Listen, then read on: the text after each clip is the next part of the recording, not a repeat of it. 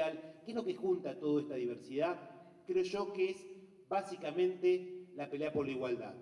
Yo creo que si algo define este siglo XXI, si algo define lo que estamos viviendo en este nuevo siglo, tiene que ver con una profunda pelea por la igualdad. Una pelea por la igualdad que se marca, obviamente, en todas las luchas populares precedentes, todas las luchas populares anteriores, pero que tiene que ver centralmente con un basta, con un hasta acá. Yo creo que en el conjunto del mundo, los jóvenes, como actor protagónico de algo más profundo, están diciendo que un conjunto de sistemas, de esquemas, de prácticas que cristalizaban la desigualdad, especialmente a partir de los 70s y de los 80s en el mundo, tienen que terminarse, por sus distintas razones. Esquemas cerrados en lo político, como vemos en el mundo árabe, esquemas cerrados en lo social y económico, como vemos en el caso de Chile, esquemas cerrados en lo económico, claramente, como vemos en el caso europeo, es decir, un conjunto de esquemas que durante mucho tiempo fueron tolerados, y no solo tolerados, recordémoslo, sino también elogiados. Cuánto se decía y cuánto se nos decía de los modelos o de los ejemplos que nuestros países tenían que tomar de algún ejemplo, de algún país hermano de América Latina.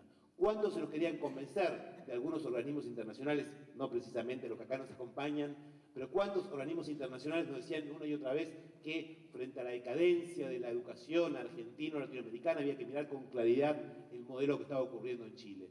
¿Cuántas veces se nos intentó cristalizar y ponernos como gran modelo esquemas que eran, más allá de virtudes obviamente que uno puede discutir, eran profundamente desiguales?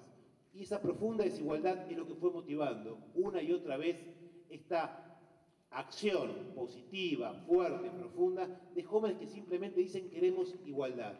Y eso creo que yo es el símbolo del mundo que estamos viviendo. Un cansancio, un hartazgo general, y especialmente en los jóvenes, sobre esos esquemas que una y otra vez nos hablan de sociedades desiguales.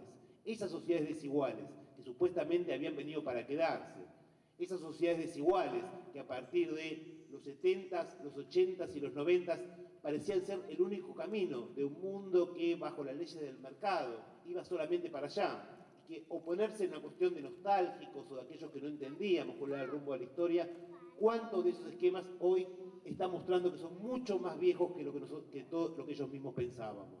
¿Cuántos de esos esquemas no pueden simplemente siquiera poder pensar en mantenerse? Porque precisamente lo que hacen es quitarle fuerza, quitarle potencia, quitarle vida a las sociedades cristalizando esquemas absolutamente desigualitarios. Y creo que esto, que es la gran novedad de estos tiempos, es lo que nos tiene que llevar a pensar a todos nosotros, como actores, como analistas, como funcionarios, como académicos, sea en el lugar que sea, que precisamente ese es el camino que tenemos que ir construyendo para que se construya. Porque obviamente no basta simplemente con decirlo. Sabemos, y en ese sentido no tenemos quizás la ingenuidad que se podría haber tenido en otro momento, que basta con decir que queremos una sociedad igualitaria para que la sociedad se vuelva igualitaria. Sabemos que hay que pelear, sabemos que hay que luchar, pero también sabemos que requerimos de mucho pensamiento y mucho análisis, porque sabemos que las tendencias de la economía global, las tendencias de un mundo globalizado en lo financiero, en lo cultural, cada vez complican más el propio accionar de nuestros países y no podemos simplemente pensar que un Estado aislado por su lado puede decir, bueno, acá adentro vamos a funcionar sobre esta lógica y al resto del mundo que haga lo que quiera. No, sabemos que ahora tenemos que cambiar la escala. De la misma manera que los sectores del poder concentrado, de la misma manera que los actores centrales del mundo globalizado, ya por los 70s, 80s, cambiaron la escala y acabaron, salieron de la escala nacional y se fueron al plano global, también los que peleamos de los proyectos populares, los que peleamos desde la idea de la igualdad, también estamos obligados a cambiar de escala. Sabemos que para que esta pelea por la igualdad tenga sentido y pueda triunfar, requerimos ya no trabajar simplemente en la escala nacional, sino que es central hacer lo que estamos haciendo acá.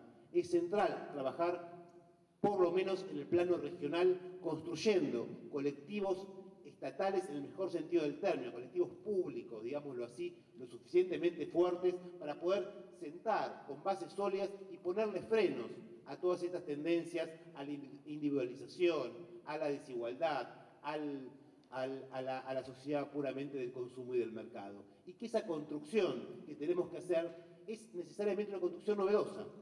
Eso también hay que decirlo. porque de alguna manera todos nuestros manuales, todas las formas que tuvimos de pensar y de hacer la política, yo diría, los últimos 200 años, siempre se pensaron en escala nacional. Todos nosotros, cuando pensamos la política, nos sentíamos parte de procesos nacionales, hacíamos referencia a un Estado nacional, a políticas públicas aplicadas en el plano nacional, y toda la teoría que nos permitía pensarlo era una teoría que se pensaba en clave nacional.